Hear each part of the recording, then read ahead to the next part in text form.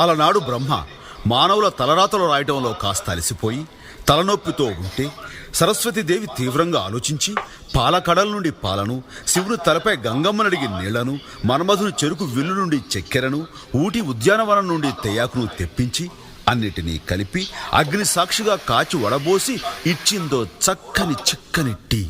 అది తాగిన బ్రహ్మ ఆనాటి నుండి ఈనాటి దాకా రెస్టు లేకుండా సృష్టి కొనసాగిస్తూనే ఉన్నాడు. అంత మహత్తున ఈ టీకి మరో పేరే చాయ్ మేరా భాయ్.